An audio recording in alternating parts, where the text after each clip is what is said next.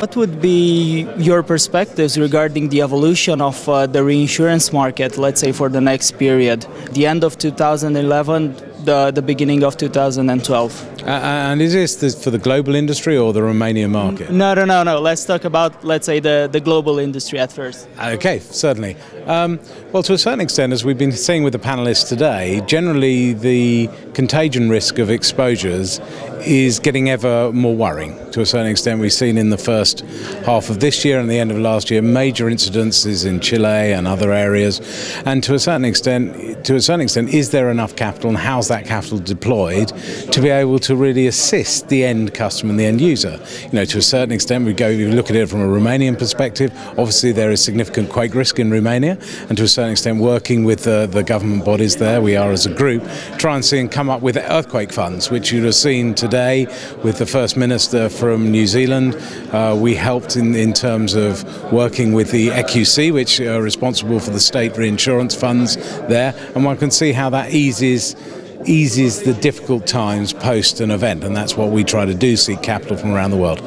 My question mark is, to a certain extent, as the world develops, for some reason we all choose to live in areas which are exposed to significant natural perils. You know, when you look at the development of China with the population growth there, they have every form of risk, whether it be flood, wind, quake, they're all there. And to a certain extent, therefore, as an industry, can we supply enough capital at a price which people can pay for the choices of where they choose to develop and build the civilization as it goes forward. So to a certain extent, it's finding more capital, it's giving that capital a return for the volatility which comes with the risks that they take on board. Is the capital issue, would you say that is the biggest challenge for the reinsurance market in the next period? To a certain extent, it always will be, because to a certain extent, what the reinsurance market is it's the backstop for the insurance market. It's giving certainty to the insurance market that they can actually assume risk for their customers by actually protecting their volatility spikes. One of the difficulties is, to a certain extent, many of the insurers and reinsurers are publicly quoted companies. The one thing stock markets around the world don't value is volatility. In fact, they negatively value it.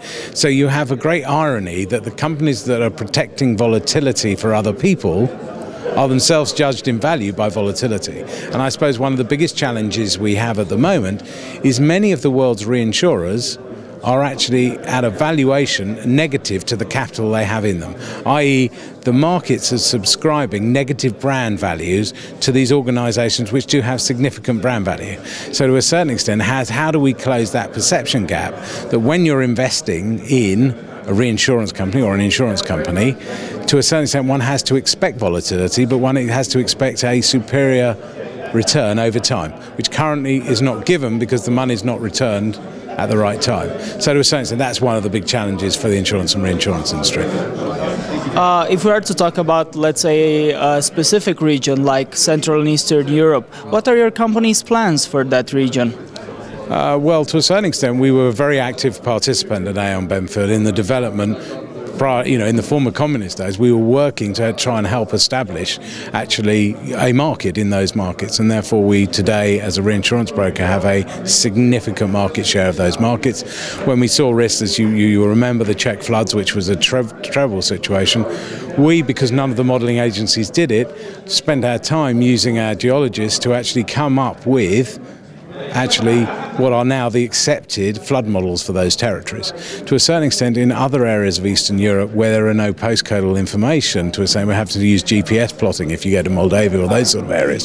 So to a certain extent, what we're trying to do is develop models which will allow the insurance industry to expand in those areas over time as risks and wealth develops. To a certain extent, as wealth develops, people look to protect it more. So to a certain extent, we've seen the enormous explosion in wealth that's being created in the former Eastern Bloc countries.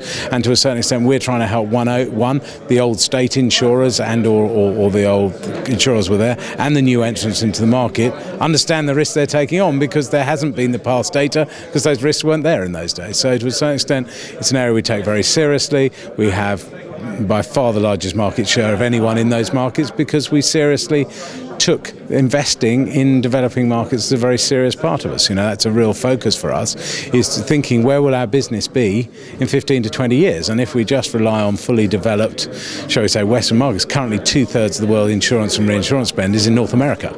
So to a certain extent, yes, there's still more we can do in those markets, but to a certain extent, if you look at the BRIC countries or Eastern Europe, that's an area where we can get exponential growth as that market develops, and to a certain extent, in ways we can be an educator into those markets because of the experiences we've had of developing markets in other countries.